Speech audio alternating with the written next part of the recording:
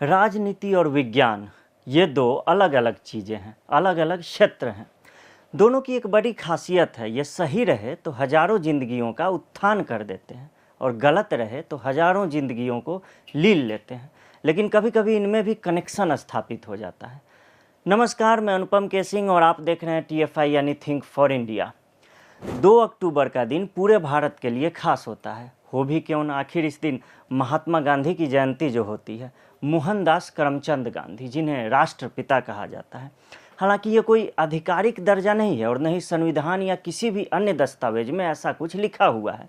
2 अक्टूबर को फिर भी बच्चों के बीच वाद विवाद प्रतियोगिताएं होती है। दिल्ली में महात्मा गांधी के समाधि स्थल राजघाट पर नेताओं का जमावड़ा लगता है। कहीं कहीं तो वीडियो में कुछ लोग कुछ ज़्यादा ही रो बिलख देते हैं। बापू के आदर्शों पर चलने की बातें की जाती हैं। लेकिन क्या आपको पता है कि 2 अक्टूबर का जो दिन है वो एक और कारण से खास है। इस दिन भारत के एक और गुदरी के लाल बहादुर शास्त्री का जन्म हुआ था। भारत के वो प्रधानमंत्री जिनकी लंबाई महज 5 फुट 2 इंच थी और वजन मात्र 45 किलो था, लेकिन इरादे चट्टान की तरह मजबूत थे और हौसले हिमालय की तरह आसमान चूमते थे। बीच में तो कई वर्ष ऐसे भी बीत गए जब 2 अक्टूबर के दिन किसी ने भी लाल बहादुर शास्त्री को याद ही नहीं किया। मैं ये नहीं कह रहा कि हमें महात्मा गांधी को याद नहीं करना चाहिए या उनका नाम नहीं ले। जिनके लिए वो आदर्श हैं वो बेशक ही उनका नाम लें, उनको याद करें, लेकिन साथ साथ हमें लाल बहादुर शास्त्री को भी नहीं भूलना चाहिए। अप्रैल 2019 में जब निर्देशक विवेक अग्निहोत्री की film the Tashkent files release हुई, उसके बाद से लाल बहादुर शास्त्री को लेकर लोगों में थोड़ी उत्सुकता जो है वो जगी और युवाओं ने उनके बारे में पढ़ना शुरू कर दिया। लेकिन हमारी समस्या क्या है कि हमने लाल बहादुर शास्त्री को ताशकंद में ही समेट दिया है। जब भी उनकी बात होती है उनकी मृत्यु से ही शुरू होती है और मृत्यु पर ही ख़त्म हो जाती है। हम स्वतंत्रता के आंदोलन में उनके योगदानों पर चर्चा नहीं करते। भारत के रेल मंत्री रहते हुए उनके द्वारा किए गए कार्यों की बात नहीं करते। अंतर्राष्ट्रीय दबाव के सामने कैसे वो सीना तान के खड़े रहते थे, इस पर चर्चा नहीं करते। आइए आज उनकी जयंती के मौके पर कुछ ऐसी बातें करते हैं जो ताशकंद तक ही सीमित न हो। असल में अंग्रेज़ों के समय में लाल बहादुर शास्त्री का जेल आना जाना लगा रहता था। जेल में उन्होंने कई विदेशी विद्वानों को पढ़ा। इनमें से जिस एक शख्सियत से वो सबसे ज़्यादा प्रभावित हुए वो थी मैडम मेरी क्यूरी। जो विज्ञान के विद्यार्थी हैं वो मैडम मेरी क्यूरी को बहुत अच्छे से जानते हैं। जो नहीं जानते हैं उन्हें बता दूं कि रेडियो एक्टिव के क्षेत्र में रिसर्च करने वाली मेरी क्यूरी नोबेल पुरस्कार जीतने वाली पहली महिला थी। 2 बार नोबेल जीतने वाली पहली शख्सियत थी और 2 अलग अलग क्षेत्रों में वो फिजिक्स और केमिस्ट्री में नोबेल जीतने वाली पहली व्यक्ति थी।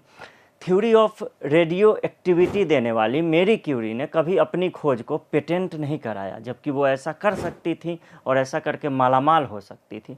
उन्होंने अपने करियर की शुरुआत ही काफ़ी आर्थिक तंगी में की। उन्होंने काफ़ी दिक्कतों का सामना किया, लेकिन अपने उसूलों से समझौता नहीं किया। लाल बहादुर शास्त्री को उनके वो गुण पसंद आए। उन्होंने भी जीवन में कुछ ऐसे ही त्याग का परिचय दिया। जब वो जेल में थे तो हुआ यूँ कि एक बार खबर आई कि उनकी बेटी काफ़ी बीमार है। अंग्रेज़ों ने शर्त रखी कि उन्हें पैरोल तभी मिलेगा जब वो लिख कर दें कि जेल से बाहर निकलने के बाद वो आंदोलनों में हिस्सा नहीं लेंगे। देश सेवा का जुनून ऐसा कि उन्होंने परिवार के ऊपर राष्ट्र को चुना। ऐसा कोई भी लिखित आश्वासन देने से साफ इनकार कर दिया। उनकी जिद के आके अंग्रेज अधिकारियों को भी झुकना पड़ा और उन्हें 15 दिन के पैरोल पर रिहा कर दिया गया। दुख की बात यह रही कि जब वो घर पहुंचे पुत्री की मृत्यु हो चुकी थी। आप जानते हैं लाल बहादुर शास्त्री ने इसके बाद क्या किया? वो तुरंत ही जेल लौट गए। उनका कहना था कि वो जिस कार्य के लिए जेल से बाहर निकले थे वो कार्य ही समाप्त हो गया, तो बाहर रहना उनके कर्तव्य परायणता के विरुद्ध है। सिर्फ एक बार नहीं, उन्होंने देश सेवा के लिए कई बार ऐसा किया। एक बार और का किस्सा सुन लीजिए। वो जेल में थे तो खबर आई कि उनके बेटे को भारी बुखार है।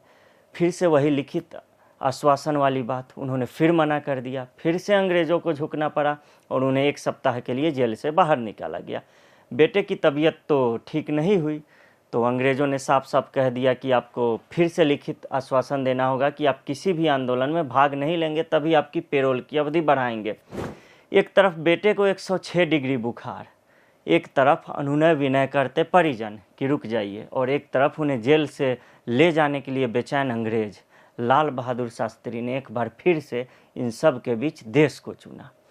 भारत माता के शरीर में बंधी जंजीरों की आवाज़ के आगे उन्होंने अपने बेटे की चीख नहीं सुनी। बेटे से उन्हें बहुत स्नेह था, लेकिन उनके लिए राष्ट्र के प्रति उनके कर्तव्यों की राह में कुछ भी नहीं आ सकता था।